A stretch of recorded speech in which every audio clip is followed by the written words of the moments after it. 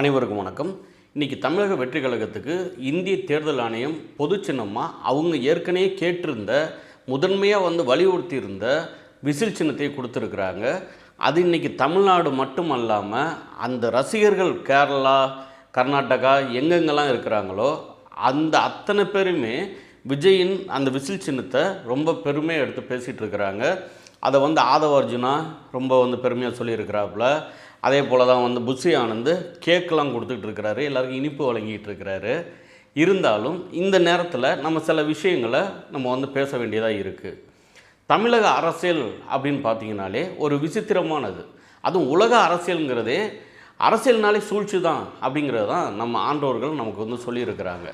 அதே போல் தான் இன்றைக்கி விசில் சின்னம் விஜய்க்கு கிடைக்கிது அப்படின்னா அது சாதாரணமாக கிடச்சிருச்சா அப்படின்னு பார்த்தீங்கன்னா இல்லை அப்படின்னு தான் அவங்க தரப்புலன்னு சொல்லுவாங்க. ஆனால் என்ன அப்படின்னு பார்த்தீங்கன்னா ஒவ்வொரு முறையும் இந்த உலகம் என்ன செய்யும் அப்படின்னு பார்த்துக்கோங்க. இது எல்லாருமே நம்ம பார்த்துருப்போம். எது இதெல்லாம் நமக்கு நல்லதோ அது எல்லாமே நம்மள்ட்ட நகர்த்தி வச்சுருவாங்க. எது இதெல்லாம் நமக்கு தீயதோ அதெல்லாம் நம்ம கிட்ட கொண்டாந்து வச்சுருவாங்க.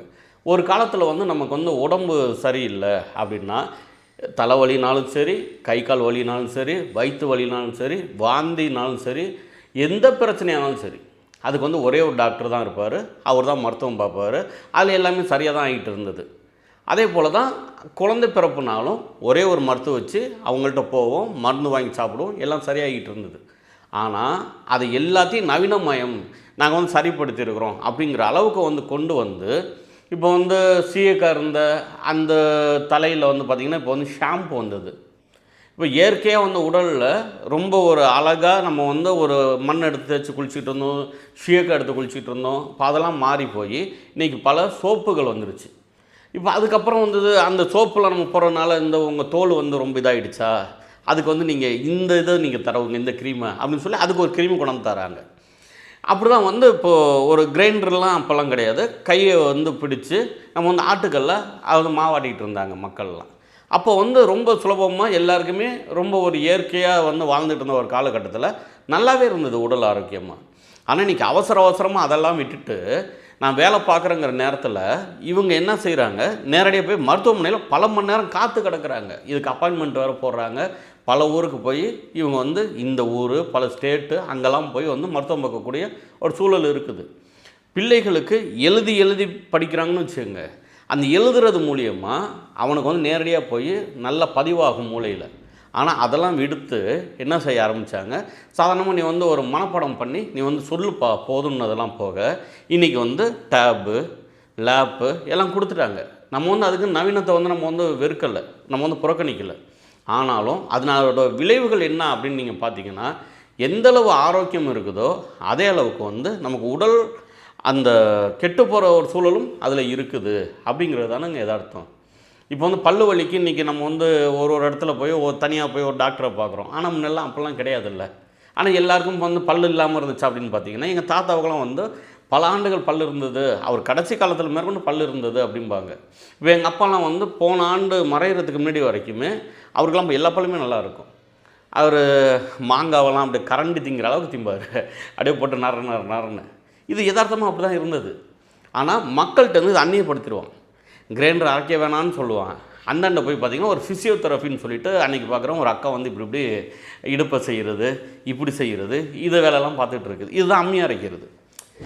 இது போல் ஒரு சமயமும் ஒன்று ஒன்றா இப்படி மாறி அரசியல் சூழ்நிலையிலையும் மாற்றம் உண்டாகுது. அப்போது ஒரு சமயங்கள்லாம் கருத்தியல் கொண்டு போய் வச்சோம்னா மக்கள் மத்தியில் இவங்க என்ன சொல்லியிருக்காங்க, இவங்க என்ன சொல்லியிருக்கிறாங்க அப்போல்லாம் பார்ப்பாங்க.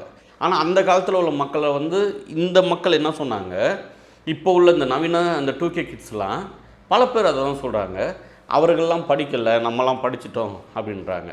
ஆனால் அவர்கள் என்ன செய்கிறாங்க, தேர்தல் வருது, இந்தியாவுக்கு சுதந்திரம் வாங்கி கொடுத்த கட்சி காங்கிரஸ்ன்னு சொல்லப்படுது.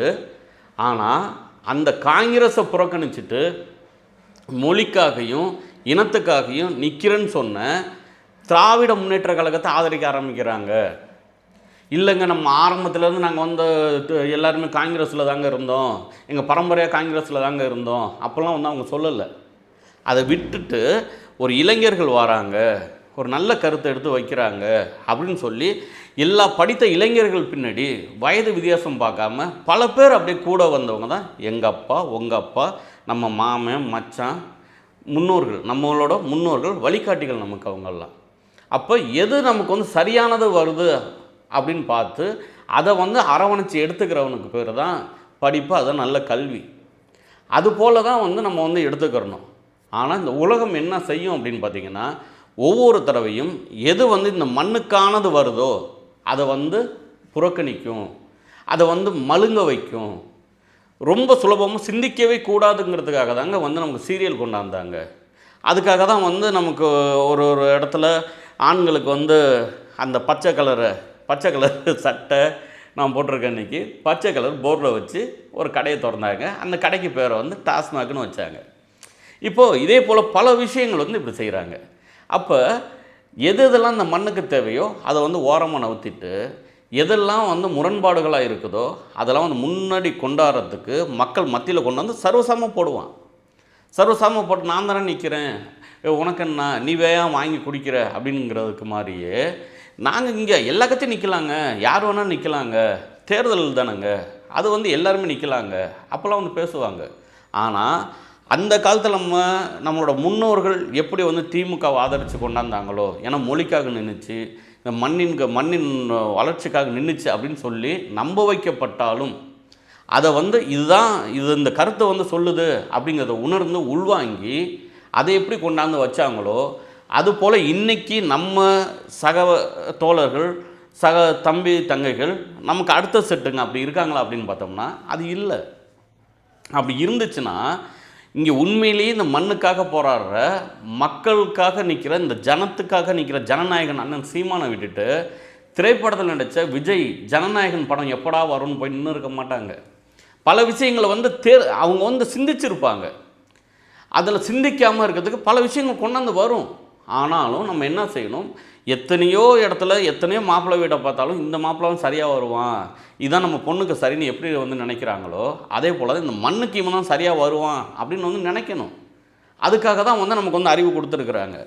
அது நம்ம வந்து பல பேர் வந்து செய்கிறாங்களா அப்படின்னு பார்த்திங்கன்னா சில பேர் செய்கிறாங்க, பல பேர் சிந்திக்கிறாங்களா அப்படின்னு பார்த்திங்கன்னா இல்லை, பல பேர் வந்து சிந்திக்கலை. இதில் வந்து அதுக்குன்னு சிந்தனை ஆற்றல் உள்ளவர்கள் யாருமே இல்லை அப்படின்னு நான் சொல்ல வரல. சிந்தனை ஆற்றல்கள் நிறைய பேர் இருக்கிறாங்கங்கிறதுக்காக தான் எங்களுக்கு வந்து 35 லட்சம் வாக்கு போட்டு நாம் தமிழர் கட்சியை வெற்றி பெற வச்சுருக்கிறாங்க. மனசாட்சி உள்ள ஒரு நிறைய பேர் இருக்கிறாங்க, அது மாற்று கட்சியிலையாக இருந்தாலும்ங்கிறத எடுத்து சொல்லும் விதமாக தான் இன்றைக்கி மேற்கொண்டு அதிமுகவில் ஓபிஎஸ் அணியில் இருந்த குன்னம் ராமச்சந்திரன் அப்படிங்கிறவர் திமுகவில் போய் சேராமல், அதே சமயம் எங்கள் அம்மாவை படத்தை, அதாவது அவங்க ஜெயலலிதா அம்மாவோட படத்தை நான் அலுவலகத்துலேருந்து நான் கலட்டணும் அப்படிங்கிறத என்னால் ஏற்றுக்க முடியலன்னு சொல்லி அழுதுட்டு, அது பார்க்குறவங்க எல்லாருக்குமே ஒரு நிகழ்ச்சி உண்டு பண்ணுச்சு. நான் வந்து அரசியலிருந்து வேணாலும் விலகிறேன் அப்படின்னு சொல்கிறாரு. அப்போ அவர் எந்த கட்சியில் இருந்தாலும் அவருக்கான ஒரு மனசாட்சிப்படி இருக்கிறார். அதே போல் நம்மளோட பிள்ளைகள், நாம் தமிழர் கட்சி பிள்ளைகள் இந்த இடத்துல வந்து பார்க்க வேண்டியது என்ன இருக்குது அப்படின்னு பார்த்தா, நம்ம வந்து விஜய் வந்து புறக்கணிக்கணும் அப்படிங்கிறது நமக்கு நோக்கம் இல்லை. அப்போ இந்த மண்ணுக்காக யார் நிற்கிறாங்க அப்படிங்கிறத நம்ம வந்து முழுமையாக எடுத்துகிட்டு போய் மக்கள்கிட்ட கொண்டு போய் சேர்த்துருக்கோம். பல பேர் வந்து ரத்தம் கொடுத்துருக்குறோம். இப்போ என்ன மாதிரி ஆட்கள்லாம் வந்து முழுமையாக நம்மளோட வருமானத்தை எல்லாத்தையும் விட்டுட்டு கூட இங்கே மண்ணுக்கு இதெல்லாம் நடக்குது, என் மக்களுக்கு இதெல்லாம் நடக்குதுன்னா அதை வந்து முழுமையாக தீர்க்கிறதுக்கு முதன்மையாக நம்ம வந்து நின்றுட்டு இருக்கிறோம். ஆனால் இது வந்து மக்கள் மத்தியில் போய் சேர்ந்துச்சா அப்படின்னு பார்த்தா ரொம்ப குறைவாக தான் சேருது. இன்றைக்கி வந்து ரொம்ப இந்த நுகர்வு கலாச்சாரம் இருக்கிற மாதிரி இந்த விஜய், இந்த படம் இதெல்லாம் வந்து வந்தாலும் கூட இதை வந்து சிந்திச்சு பார்க்கணும். இப்போ நாம் தமிழர் கட்சி 2009 இனம் அழிக்கப்பட்டது அப்படின்னு சொல்லிட்டு அந்த சமயம் என்னடா செய்கிறது அப்படின்னு சொல்லி எல்லாரும் ஏங்கி நின்ற பிள்ளைகள் எல்லாம் ஒன்றாக வந்து ஒருங்கிணைந்து கட்டப்பட்ட கட்சி நாம் தமிழர் கட்சி. நம்ம வந்து கட்சி கட்டும்போது நமக்கு வந்து கட்சியாக வருவோம் அப்படிங்கிற நோக்கம்லாம் நமக்கு இல்லை. அப்படிங்கிறது நமக்கு தெரியாது. நம்ம வந்து ஏதோ ஒரு போராட்டத்தை தான் ஆரம்பிக்கிறோம். போராட்டத்தை ஆரம்பித்து அறுத்தறிவு முழுக்கம்பிகளே அப்படிங்கிற போராட்டம் நம்ம தூத்துக்குடியில் வைக்கிறோம். அதே போல் வந்து நமக்கு இங்கே ஈரோட்டில் ஒரு போராட்டம் வைக்கிறோம். இது போல் வந்து போராட்டங்கள்லாம் வச்சு முடிச்சுட்டு அதுக்கப்புறம் தான் இயக்கமே கட்டுறோம். அதுக்கப்புறம் தான் இயக்கத்துக்கு பேர் வந்து நாம் தமிழர்னே வைக்கிறோம். இது போல் ஒரு வரலாற்று ஒரு நெடும் பயணத்தில் ஒரு ஆள் வந்து சினிமாவில் உச்சத்தில் அப்போ தான் வராரு. அந்த உச்சத்தில் வரதை வந்து விட்டுட்டு வரார். உண்மையிலேயே உச்சத்தில் இருக்க விட்டுட்டு வந்தது யாருன்னு பார்த்தீங்கன்னா அண்ணன் சீமான் தான். அவ்வளோ ஆண்டு கஷ்டப்பட்டு அரணையூர்லேருந்து வந்து இப்போ தான் ஒரு இடத்த பிடிச்சு தம்பிங்கிற ஒரு படம் நல்ல ஒரு உச்சத்துக்கு வருது. அதை விட்டுட்டு அங்கேருந்து இங்கே நம்ம கூடவே பயணிக்கிறதுக்கு நம்ம கூடவே வந்துடுறாரு. அப்போ அந்த வழிகாட்டி நிற்கிற அந்த அண்ணனோட அந்த வழிகள் என்னென்ன நடந்துச்சு அப்படிங்கிறது இன்றைக்கி இந்த 2K கிட்ஸுக்கு தெரியுமா அப்படின்னு பார்த்தா ரொம்ப குறைவாக தான். மாற்றி பேசுகிறார் சீமான், இப்போலாம் பேசுவாங்க. ஆனால் உண்மை நிலை என்ன அப்படின்னு பார்த்தா விஜய்க்கு வந்து விசில் சின்னம் மொத்தம் வந்து 10 சின்னம் கேட்குறாங்கங்க. அந்த 10 சின்னம் கேட்குறதுல முதன்மையான சின்னம் வந்து விசில் அப்படின்னு சொல்லி வந்து கேட்குறாங்க. இது வரைக்கும் எனக்கு தெரிஞ்ச வரைக்கும் கேட்ட உடனே சின்னம் வந்து கொடுக்கப்பட்டது விஜய்க்கு தமிழக வெற்றி கழகத்துக்கு தான் நினைக்கிறேன். ஏன்னா இங்கே நாம் தமிழர் கட்சி தேர்தலில் சந்திக்கும் போது நம்ம வந்து காளை கேட்குறோம், அந்த காளை சின்னம் நமக்கு தரல. அதே போல் ஏர் கலப்பை கேட்குறோம், அதுவும் நமக்கு தரல. மயில் கேட்குறோம், அதுவும் நமக்கு தரல.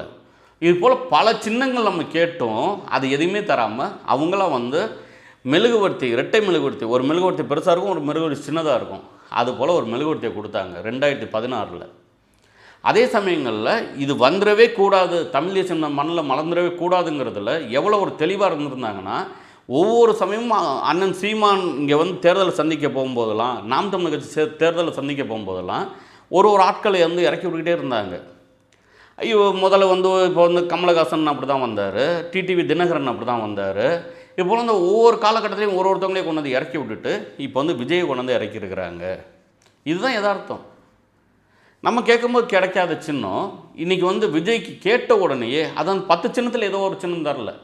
இப்போ வந்து நான் வந்து மாநாடு இங்கே வந்து பத்திரிக்கை வந்து வச்சுருக்கிறேன், ஒரு இதழ் வச்சு நடத்துகிறேன்னா அதில் வந்து நான் கேட்டது மாநாடு கேட்டேன், தமிழ் மாநாடு கேட்டேன், மண்ணின் மாநாடு கேட்டேன், மக்களின் மாநாடு கேட்டேன்.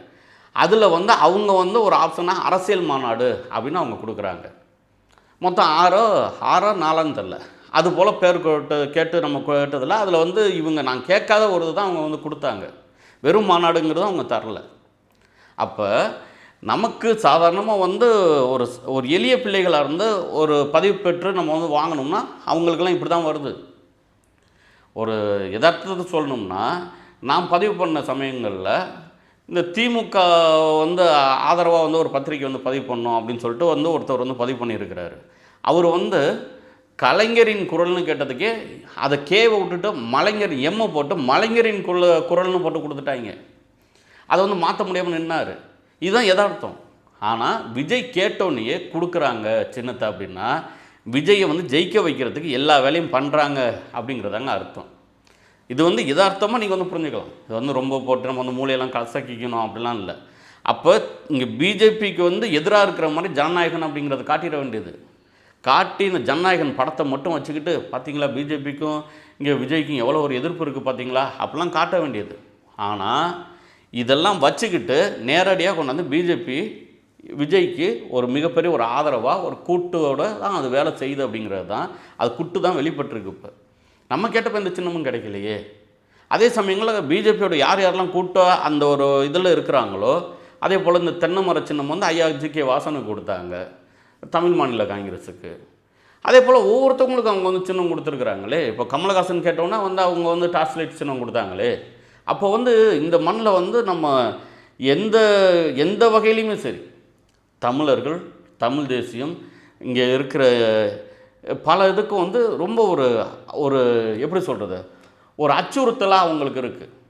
இது போல் ஒரு மண்ணுக்காக மக்களுக்காக ஒரு கட்சி வந்துருச்சு வளர்ந்துருச்சு அப்படின்னா அது வந்து இவங்களுக்கெல்லாம் எந்த அளவுக்கு இடையூறாக இருக்கும் அப்படின்னா இவங்களோட கேளிக்கைகள் இங்கே வந்து எடுபடாது. அப்போ வந்து இவங்க வந்து ஈஸியாக வந்து ஒரு இதை சொல்லிட்டு போவாங்கல்ல, வாக்குறுதிங்கிற பேரில் ஒன்று வந்து கொடுப்பாங்க, அதெல்லாம் வந்து எடுபடாதுங்கிறதுனால தான் சீமானையும் நாம் தமிழர் கட்சியும் வீழ்த்துறதுக்கு உடனே அத்தனை வேலைகளையும் செய்கிறாங்க. ஆனால் மொத்த பேரும் சேர்ந்து வேலை செய்தாலும் இங்கே மண்ணில் இருக்கிற மக்கள் வந்து முழுமையாக அண்ணன் சீமானை ஆதரித்து நிற்கிறாங்க. அதோட எடுத்துக்காட்டு நான்லாம் கூட அப்படி சொல்லலாம். ஏன்னா எனக்கெல்லாம் வந்து எந்த வித புரோஜனமும் கிடையாது. ஆனால் இதில் வருமானமாக இனமானமா அப்படின்னு பார்க்கும்போது எனக்கு வந்து நான் செய்ய வேண்டிய வேலையை அண்ணன் சீமான் அவர்கள் செய்கிறாங்க. அண்ணன் சீமான் செய்ய வேண்டிய வேலையை நான் செஞ்சுக்கிட்டு இருக்கிறேன். இவ்வளோ தான். நமக்கு வந்து பணம் சம்பாதிக்கணுமா, நமக்கு பத்திரிக்கை இருக்குது, நமக்கு ஆடு வருது, அது மூலயமா நம்ம சம்பாரிச்சிக்கலாம். ஆனால் அதை விட்டுட்டு வந்து நம்ம இங்கே வேறு மாதிரி நம்ம போகணும்னா அது வந்து சரிப்பட்டு வராது. ஏன்னா அந்த ஏற்கனவே நம்ம வந்து ஏதோ ஒரு குற்றம் செய்துட்டோம் அப்படிங்கிற அந்த ஒரு குற்ற உணர்வு வந்து நமக்கு வந்து இன்னும் இருக்குது. அது வந்து ஏதோ நம்ம கட்சியில் வந்து ஏதோ ஒரு ஒரு சின்ன சின்ன முரண்பாடுகள் அதெல்லாம் இருந்தாலும் கூட இருக்கும். இருந்தாலும் கூட நம்ம தம்பிகள் வந்து உணர்ந்து நில்லுங்க. இப்போ நமக்காக நிற்கிறது, நமக்காக நம்ம சந்ததிக்காக நின்று பேசுகிறது, நிற்கிறது நாம் தமிழர் கட்சி தான்.